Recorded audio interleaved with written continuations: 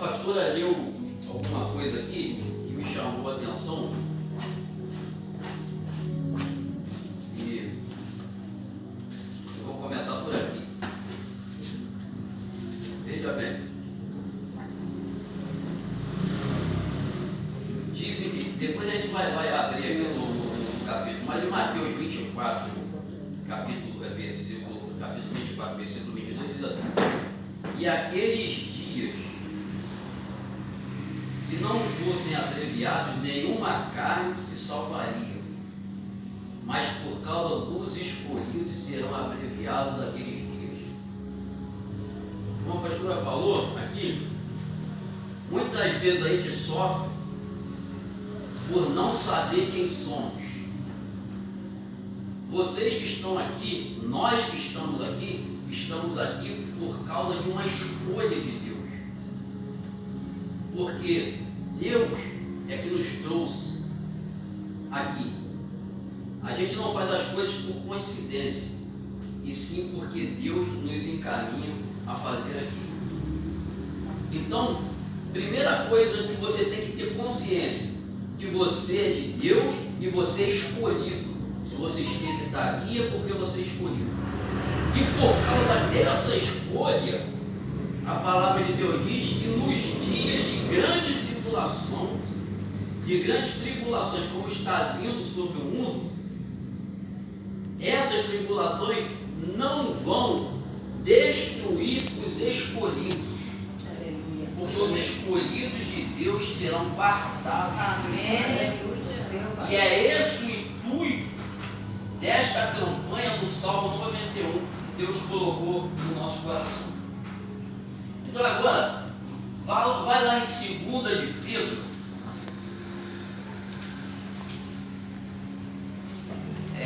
2 de Pedro, capítulo 1, versículo 20.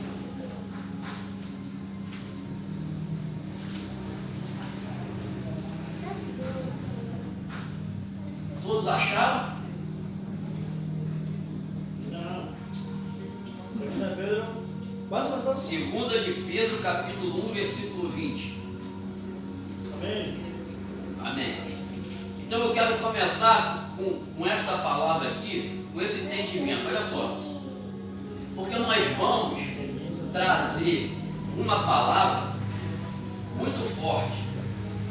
E talvez a pessoa tenha até ouvido essa palavra de outra maneira, de outra forma. E eu vou também abordar esse porém também esse direcionamento. Diz assim: sabemos primeiramente isto, que nenhuma profecia da Escritura é de particular interpretação. O que isso quer dizer? Que a profecia da Escritura, eu não posso ter uma revelação dessa palavra e achar que ela é exclusivamente minha. Que Deus deu aquela revelação para mim, é exclusiva. Todos têm que seguir aquela direção. Isto aconteceu com Moisés. Moisés não entrou na terra prometida porque ele foi usar a sua experiência. Primeiro, Deus falou que ele ferisse a rocha para dar água ao povo. Ele feriu a rocha e a água saiu e saciou a sede do povo. Anos depois, ele se deparou com a mesma situação e Deus disse para ele: toca na rocha. E ele, tão irritado, usando a experiência do passado, ele foi e feriu a rocha. E por isso ele não entrou na terra prometida, porque aquela rocha simbolizava Jesus. E por causa dessa experiência do passado que ele teve, ou dessa revelação que ele teve, que era para ferir a rocha, ele achou que naquela outra vez também era para ferir a rocha, não era para ferir, era para tocar. E ele não entrou na terra prometida por causa disso. Então, quando nós examinamos as Escrituras, nós temos que deixar o Espírito Santo nos direcionar segundo a nossa necessidade naquele momento. Então, esse aí é o que eu quero trazer para que nós venhamos agora em Mateus capítulo 24.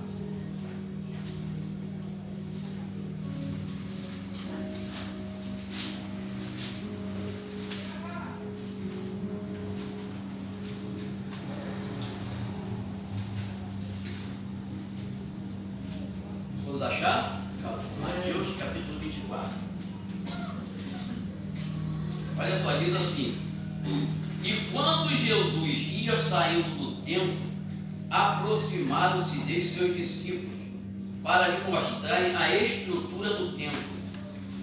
Jesus, porém, lhes disse: não vedes tudo isso?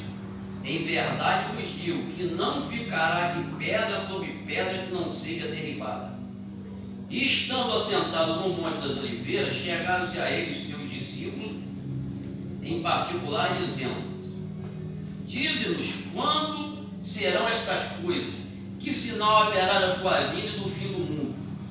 E Jesus respondendo disse: acautelai-vos, que ninguém vos engane, porque muitos virão em meu nome dizendo: eu sou o Cristo, e enganarão a muitos.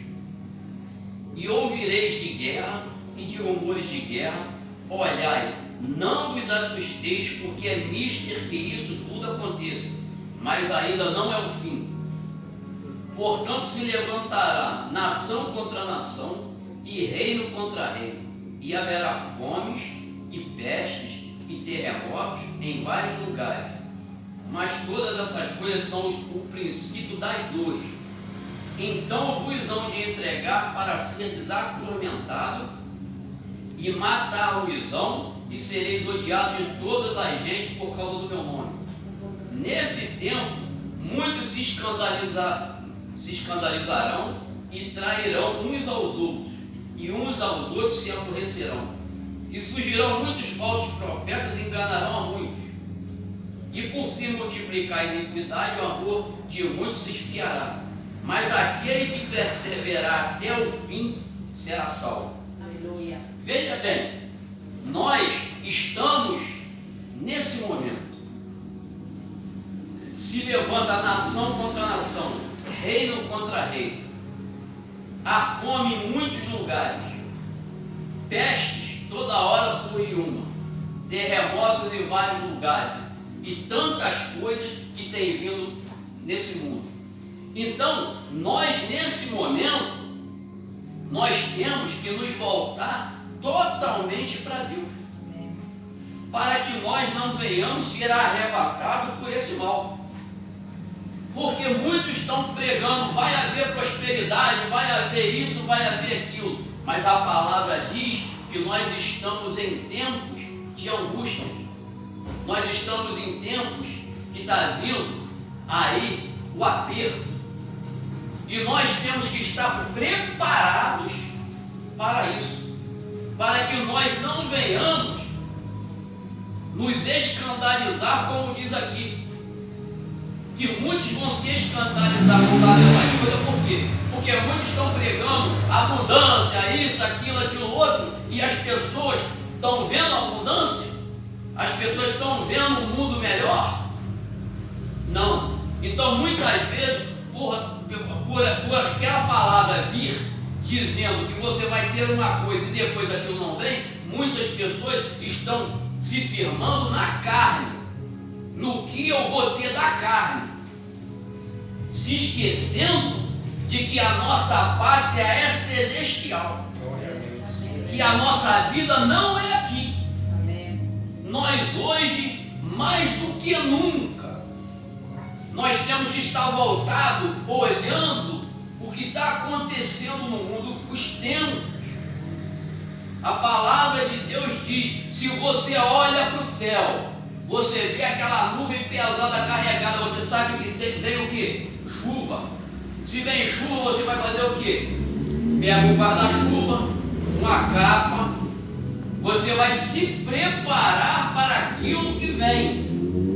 Da mesma forma, nós temos que olhar para as Escrituras e temos que olhar para os tempos, para o que está acontecendo, para que a gente saiba em que tempos estamos. Muitos dizem: não, terremoto, guerra e tudo mais, isso sempre houve. Uma coisa eu vou dizer para você: nunca houve o que está havendo agora. Nunca. Em tempos nenhum na terra houve isso. Houve tudo ao mesmo tempo. Nação contra nação, reino contra reino. E é no mundo inteiro, não é num lugar só. Antigamente você via falar num lugar só. Antigamente você via falar de uma vez surgiu ebola, não sei aonde, lá na África, ficou lá mesmo. Então o que acontece? Hoje já tem a pandemia global. Os prognósticos é o que? De coisas que vão vir sobre a terra para atingir todas as pessoas. Isso está escrito. Não é as mesmas coisas que aconteceu há anos atrás. Hoje em dia, se você ver, você vai prestar atenção que estamos exatamente neste momento aqui. E por que eu li lá que a profecia não é de particular interpretação? Porque esse texto, por exemplo, que a gente vai ler agora, eu já vi muitas pessoas interpretarem esse texto como no ano 70 depois de Cristo, na qual Tito ele invadiu Jerusalém, destruiu Jerusalém, destruiu o templo, destruiu tudo. E muitos têm a compreensão que esta palavra aqui já se cumpriu em 70 depois de Cristo, quando Tito invadiu Jerusalém. Mas nós vamos ver que não é bem assim. A minha compreensão não é essa, porque de acordo com o que evolui, você vê que há coisas que está escrito que acontecerão aqui, que não aconteceram naquela época. Então nós temos que estar hoje atentos a isso. Olha só o que diz no 15. Quando, pois, virdes a abominação da desolação que falou o profeta Daniel estar no lugar santo, então os que estiverem na Judéia que fujam para os montes. E quem estiver sobre o telhado não desça a tirar alguma coisa da sua casa. E quem estiver no campo não volte atrás a buscar suas vestes, mas ai das grávidas e das que amamentam naqueles dias. E orai para que a vossa fuga não aconteça no inverno nem no sábado, porque haverá em tão grande aflição como nunca houve, desde o princípio do mundo até agora, nem tão pouco haverá jamais. E se aqueles dias não fossem abreviados, nenhuma carne se salvaria, mas por causa dos escolhidos serão abreviados aqueles dias. Então, se alguém vos disser, eis que o Cristo está aqui ou ali, não deis crédito, porque surgirão falsos cristos, falsos profetas, e farão tão grandes sinais e prodígios, que se fora possível enganaria até os escolhidos. Eis que vou tenho dito. Presta atenção nisso aqui. Aqui, por exemplo, na época do que Tito invadiu Jerusalém, não estava aparecendo nem falsos profetas, nem falsos cristos. Não estava ali se apresentando como se tivesse vindo ali naquele momento. Aqui o texto ele é inteiro. Muitas pessoas acham que a Bíblia foi escrita, que a palavra foi escrita igual a Bíblia. Não. Quando a palavra foi escrita em pergaminho, era uma coisa só, não tinha capítulo, não tinha versículo, não tinha nada. É como você lesse a coisa por inteiro. Então não havia essa divisão aqui de palavras. Então era uma coisa só. Então nós temos que entender a palavra de Deus, a profecia, como uma coisa só. Uma carta sem capítulo e versículos, sendo assim inteira, né? Então, quando a gente compreende isso, a gente tem que pegar o texto e juntamente o contexto, para saber se falou, se isso aqui já aconteceu ou está para acontecer. Na época, por exemplo, que Tito invadiu Jerusalém, não tinha falso profeta lá fazendo sinais e prodígios. A palavra de Deus diz que eles farão tão grandes sinais, é coisa tão extraordinária, que se fosse possível, iria enganar até os escolhidos. Então é coisa extraordinária, é fazer descer fogo do céu, é ressuscitar morte, é fazer um monte de coisa. Isso é dado a eles, porque lá em Apocalipse diz que há o Espírito que vai sair para enganar as nações e fará até fogo do céu descer, como se fosse vindo de Deus. Mas isso acontece por quê? Porque Deus permite. E se Deus permite E vai enganar quem? Aqueles que não conhecem as Escrituras. Aqueles que estão extremamente ligados naquilo que é carnal, naquilo que é visual. Mas nós não temos que ver, ficar buscando o que é visual. Nós temos que buscar os frutos do Espírito naquelas coisas de atitude. Entendeu? Porque muitos, como Paulo diz, muitos pregam o Evangelho por muitas coisas, querendo, entendeu? Algum benefício. Mas ele fala, mas nós pregamos o Evangelho de maneira honesta. Então, é desta forma que nós vamos compreender quem é do maligno, quem é o falso profeta, quem é os falsos mestres e quem é aquele que está na direção de Deus. Tem o Espírito Santo atrás de tudo aquilo que está acontecendo. Outro dia nós tivemos aqui uma palavra que o que vai caracterizar que os milagres, que aquilo que está vindo é de Deus, o amor, porque Deus é amor. Se você vê alguém que está mostrando outro interesse ao pregar o Evangelho, essa pessoa não é de Deus. Deus não está ali. Tem gente que está pregando o Evangelho hoje para andar de avião particular, para andar de carro importado, para estar com o bolso cheio de dinheiro. Não é pelo amor às almas. Por isso que a palavra de Deus diz: olha, o camarada está pregando. Olha o que ele está, qual é a finalidade da pessoa. Porque quando nós vemos, se você ler em Filipenses 4, o apóstolo Paulo, que foi o homem, para mim, da Bíblia, não tem ninguém que possa superar o apóstolo Paulo.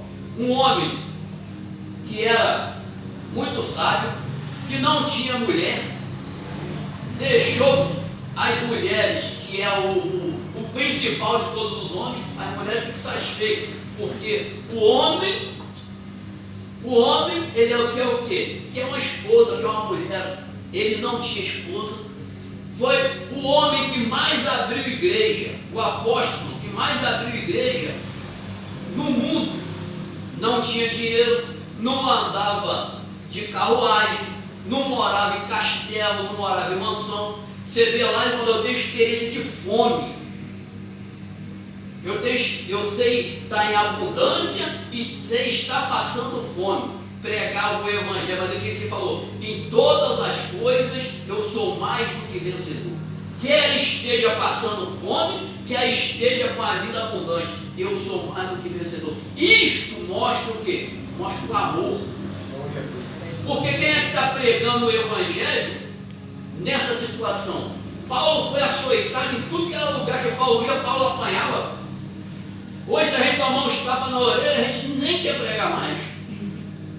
Por que mais não? O cara apanhava em tudo que era lugar que ia e estava lá pregando. Então, meu, quando a pessoa realmente tem o amor de Deus dentro dela, o que acontece? O amor sustenta. Porque em tudo que nós possamos passar nessa vida, só tem uma coisa que vai nos sustentar: o amor. Porque o amor é Deus dentro de nós. Então, nós estamos aqui, Deus nos colocou no nosso coração essa campanha do Salmo 91. Por quê? Porque nós sabemos o que está por vir. Nós sabemos que virá coisas gravíssimas nesse mundo. E não vai custar não, tá? A pessoa está pensando: daqui 2 anos, não vai não. Pode ser amanhã, tá? Terremotos. Eu estava até conversando essa semana com a minha esposa, ainda bem que a gente mora longe do mar. Tsunami, eu fico preocupado lá com a minha mãe, né? Que mora a 5 quilômetros do mar. Mas, né? A gente está na mão de Deus. Então, o que nós estamos aqui nessa campanha do Salmo 91?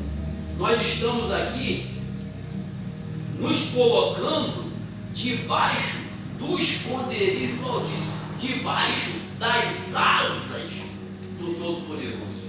Porque se nós mesmo sabendo de tudo que vem por aí, se nós estivermos no esconderijo do Altíssimo, nós vamos descansar na sombra do Todo-Poderoso. O que é estar no esconderijo do Altíssimo? Aonde que é o esconderijo do Altíssimo? A palavra de Deus, a promessa de Deus é o esconderijo do Altíssimo. Não é um lugar que Deus vai te colocar lá, assim, numa caverna, lá cercada de muralhas, de segurança, não. É na palavra, porque a palavra de Deus ela é escudo, é fortaleza. Então, aonde a palavra de Deus está, ali é o esconderijo, ali você pode se esconder. Porque, como diz o Salmo 91, caia 1.000 ao seu lado, 10.000 à sua direita, tu não serás atingido. E se eu crer nesta palavra, então eu posso descansar e pode vir o que vier. Com certeza, Deus está comigo e nesta palavra, ela vai se cumprir na vida de cada um daqueles que creem e que invocam estas promessas em o nome do Senhor Jesus. Eu não quero me estender mais nessa palavra, porque eu creio que já nos foi dito aquilo que precisamos ouvir. Então, eu queria aqui chamar o nosso profeta aqui, o presbítero, que gostaria que todos viessem aqui, que a gente vai orar esse Salmo 91, nós vamos fazer essa oração no nome de Jesus. Eu pedi ao presbítero Júlio aqui, homem de Deus, para fazer aqui esta palavra na linguagem, na língua que vocês falam melhor. Vai falar o quê? No Guarani ou no castelhano? Entendeu? Para que realmente a gente possa pegar a essência deste salmo. E logo em seguida nós vamos ungir a todos com a unção da proteção divina, aqui com o Salmo 91, e durante 7 sexta-feira nós iremos fazer aqui essa unção, e eu gostaria que vocês todos pegassem, ela vai te dar aqui uma folhazinha, e você faça o seu pedido, para colocar aqui, ó, porque esse azeite, a palavra de Deus diz que o Espírito Santo intercede por nós com gemidos inexprimíveis. Entendeu? Então nós vamos colocar o seu pedido ali e vamos pedir ao Espírito Santo para que ele venha interceder a Deus por nós.